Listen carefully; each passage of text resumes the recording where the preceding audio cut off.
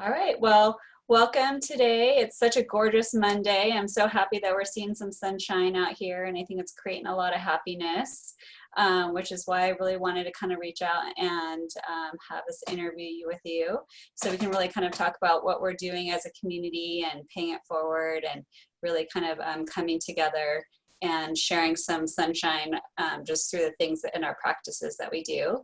Yeah. So, can you introduce yourself a little bit and what really inspired you to open up Coffee Bar? Well, my name is Greg Buckheister. I own Coffee Bar. I started it back in 2010, and I think, I mean, it's a really long story. And ironically, just a few weeks ago, I finished our origin story because we're coming up on 10 years in Truckee. Wow, And congratulations. I tried to go back and kind of remember a lot of the highlights from like getting it started, moving out here from Colorado. Hmm. I had opened up 15 different cafes in Colorado before I moved to Truckee. And I just knew that coffee just at that time was just very kind of exclusive, and that's just not my style. Like our style is like radically inclusive. Like we want everybody to come in, we want everybody to feel great. Our motto is, we want to fuel people up so they can go out and kick ass all day long and Hmm. do the things they dream of. And then, if they have opportunity to come back and celebrate their wins or their losses with us at the end of the day with, a beer or a glass of wine, then that's great too. And so it's just kind of, we really wanted to be a community cafe in every community that we chose to be in. And Truckee was obviously our first. And I think Truckee really needed it at the time. You just coming Yeah, out of like 2008, 2009, there just wasn't a lot of like business that was bringing people together in Truckee. And I right, just think right. we came at a perfect time, and Truckee needed us just as much Hmm. as, I needed them, because literally I started Coffee Bar with my last $100, and besides the money that I raised, to Wow. get it started. And so it was tough sledding the first few years, but like the community supported us, and the word spread, and we were just super fortunate to have grown like we have. And now having some stores in Reno and a roastery now, and having some stores in the South Bay. And it's just been, I mean, it's been a lot of hard work, but it's also just been a dream to kind of like take our magic sort of secret sauce and Hmm. take it to some other communities and see it embraced there as well, which has been great. Hmm. Wow, fantastic. Well, I mean, that's why I was really inspired to have this interview because I've been noticing what you've really been doing in our community right now during these challenging times. And I just wanted to really highlight what it is that you're doing to really kind of pay it forward and keeping that same type of vibe that's really kind of outreaching to so many people. It's really inspiring. So can you kind of share what you guys are Yeah, of doing? course. Well, first, I always like to say that Coffee Bar runs a little bit more on heart and a little Mm, less on bottom line. right. And I think that's why we're successful, is because we do have that welcoming, inclusive nature, and Hmm. and Hmm. it's more important for us, for people to come in and, you know, feel inspired and buy what they want. We're not ever upselling and trying to force people into this, that, or the other. It's just kind of like, hey, we're trying to provide something for every time of day. And Hmm. so we've been really fortunate to have the community support us like that. And so when all this COVID stuff started, I mean, we basically went from, full gas to, you know, 15% of our normal revenue, and Right. not knowing what the future was going to hold. And, restaurants in general have been hit so hard by COVID just because of the Right. nature of this business. Hmm.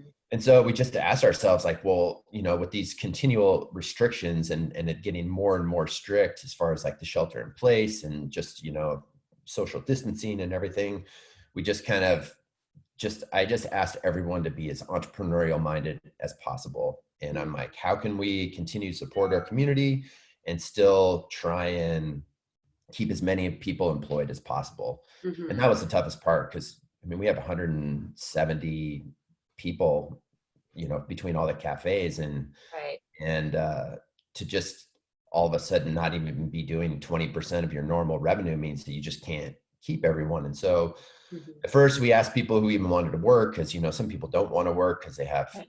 health conditions or just don't want to be exposed, or they live with their family and they have health conditions, or whatever the scenario. So we kind of gave everybody the choice. And then after that, we really tried to give everybody hours that wanted hours. And so we kind of scraped through our profit and loss and modified any variable expense that we could, tried to renegotiate anything that was fixed. And basically, we just said, okay, well, if we're doing, 20% of normal, then what's left? And what's left is how many labor hours we can give people. And so right now we're just trying to operate on a break-even model, Mm-hmm. just trying to pay our bills and pay our staff and just kind of ride this out and see what happens. But a couple of things that we're doing for the community, obviously, just kind of adhering to the new way that life is going. We're doing the text takeout numbers, so you can go to coffeebar.com, or most of the information is actually on our Instagram page, which is actually at coffeebar. Just very simple. And every day we post hours of operations for each of the stores. All the text takeout numbers live there as well. We've also been doing accepting donations for medical professionals who Mm-hmm. are kind of on the front lines of all this stuff. And so I think, kind of like we were talking earlier, I think even before this last weekend, we donated almost $7,000 Wow, of that's coffee and fantastic. pastries to the medical professionals, not only in Truckee, but also in Reno and in the Bay Area. And obviously, uh, the Menlo Park store is right next to Stanford. And so they've been kind of leaning on us quite a bit to come in and Mm-hmm. get orders and take it to their coworkers and stuff, which has been great. So we're really excited to be doing that. And then people have donated, I think, throughout the end of the weekend, almost $5,000 of the 6, 7 that we've done. And so that's just been amazing support from our community. Another thing that's just been kind of blown my mind is, we started a subscription last fall, but we didn't really put a lot of effort behind marketing it. But right now it's just been off the hook as far as people going to coffeebar.com, our website, and signing up for subscription, buying coffee Mm-hmm. online, staying out of the stores. We've also started doing home deliveries for people that live within a 5-mile radius of each of the stores. We can actually deliver coffee to their door. And then just last Friday, we started doing food boxes, which has Oh, been wow, I didn't know that. Okay, really well great. received so far. Well, we have all these suppliers that all their food is going bad, Mm-hmm. and they need to stay in business as well, and people don't want to go to the store. And so we kind of created these 3 different boxes. One is more of a sweet treat. Everyone has a bag of coffee, but one's a bag of coffee and some pastries from the bakery, or the energy bites, more of a mid-sized one. And this is all on Instagram too, with all the descriptions and everything, but I don't want to leave anything out. But the mid-sized one has coffee, avocados, sweet potatoes, a box Oh, of okay. alternative milk, eggs, a loaf of bread. And then like the Wow. survival box has all that in higher quantities. And I even think we put in some toilet paper and hand sanitizer as well, which has been great. Wow. The toilet paper thing is just kind of crazy to me. I don't even know Yeah, how yeah, we got to this point. I think it's probably right. resolved, but the hand Yeah, sanitizer is crazy because yeah. Purell and all these big brands have been taken over by the government. And so Mm-hmm. what's been really awesome is a lot of local distilleries have started making it. And so we've been getting hand sanitizer for our business in the lobbies of the stores from Tentor down here in Reno. And they've just been so great to work with. Fantastic. It's just awesome seeing all these people pivot Yeah. and do whatever they can to support the communities that they're in.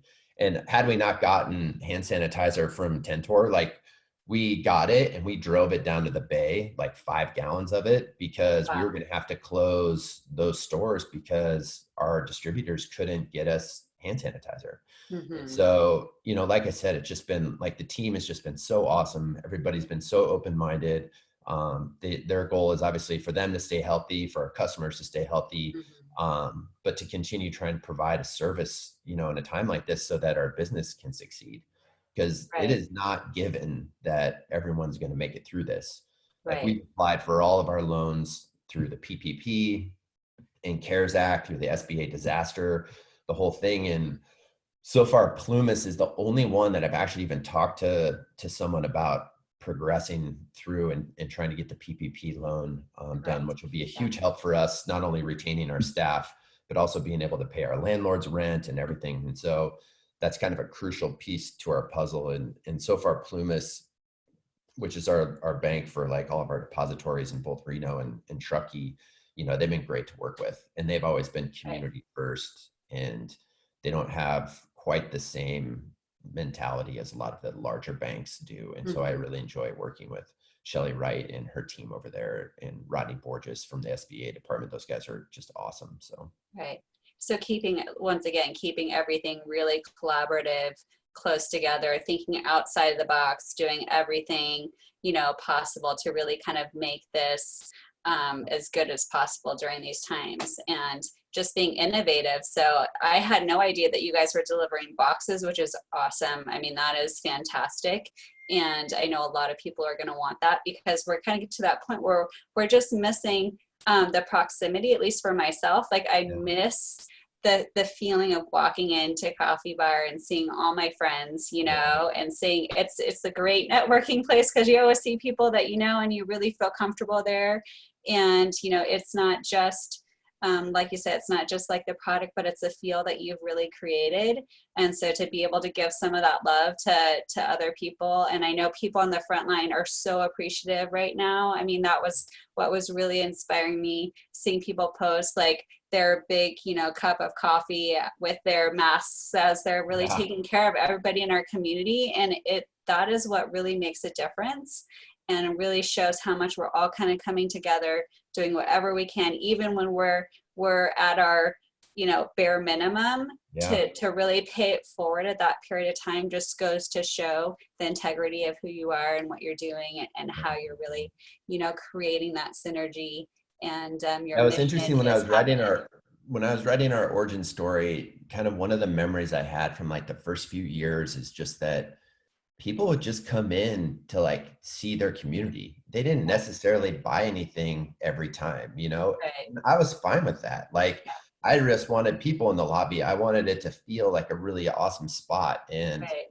you know, it's been challenging over the years to retain that. And Truckee's always been historically a really difficult place to retain people just because of our housing crisis and, Mhm. you know, and. But like that was one of the magical things that I think still exists in all the different stores to, you know, to different degrees. But is that like, hey, come hang out and be yourself and do the things you want to do. Like we never kick people out of their seats if they're surfing Wi-Fi too long. It's just kind of one of those places where it's like you use it as you want to use it, and it's there for the community that we're serving.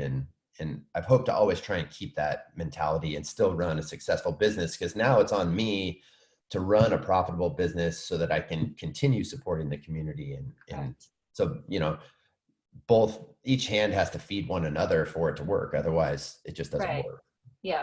And I think we're at this point now with everything where we want to be productive. We want to help. We want to support. Not that we weren't before, but now that we see this as a longer term piece of the puzzle, we want to know how to be able to get the boxes, to come in and make sure we have our coffee, to make sure we are also all part of the supporting. So tell us again how to order everything. Yeah, What's the so easiest? our hours of operation for each store are on our Instagram stories every day. Gotcha. And we continuously put up posts just as far as what's in the food boxes, what they're going to be. People can just roll up, text, take out, you know, the whole thing. I have to double check with the staff to see if we're actually delivering the food boxes, but I don't see why we wouldn't if we're delivering coffee. So it's probably something to check on. Down in the Bay Area, we're doing some DoorDash Hmm. as well, and that's just not possible up in Tahoe Right. area, at least just yet. And so, like, we're just trying to push people towards the Instagram and towards our website, you know, and in those two ways will ensure you're getting the product that you want, whether you pull up and someone brings it out to you 50 style, or whether you just get it on your doorstep at home. And so we're just trying to keep everybody safe, like I said, and get everybody their coffee, because, you know, Hmm. how do you Because go we love from our not enough coffee. coffee? Coffee makes us happy. I know. There's that one point, like I refuse to eat before I have my first cup of coffee, because there's that point where the caffeine jolts in just a little Yeah. bit and you feel that Yeah. elation and you just feel like anything's possible. You see Uh, the smile? It Yeah. comes from coffee. And those Yeah, are like, that's a period of time for myself. It's like sometimes when I have my best ideas, when yeah. I solve a problem that I've been wanting to solve. And so uh, it's been a really great thing for me Mhm. to be able to, be a part of this business that involves a lot of feel good, and that involves like sending people out in the day to kick ass Yeah, and do their best or live their dreams or whatever it is. And Tahoe is kind of a match.com for the adventurous, right? Like yeah, everyone in our community loves being outside and they love the area that we live in. And it's so hard to be sequestered in your home right now and not being able to see your friends and do those things. And right. so coffee at least gives you that little jolt of like, hey, everything's going to be okay. Yeah. It's a comfort of some form of normalcy that feels really wonderful. So thank you so much for everything you Hey, thank you do. so much, and stay Yeah. safe. And yeah, uh, check in when you can, and we'll be posting updates. And if we need to pivot further, we will. And we'll just try and keep everyone in the loop on the social pages and stuff. And we'll go from there. Okay. Well, have a Thank you wonderful so much. Monday. And Yeah, thank you again, Greg. yeah, you're welcome. Thank you so much for having me. Okay. Bye. Ciao.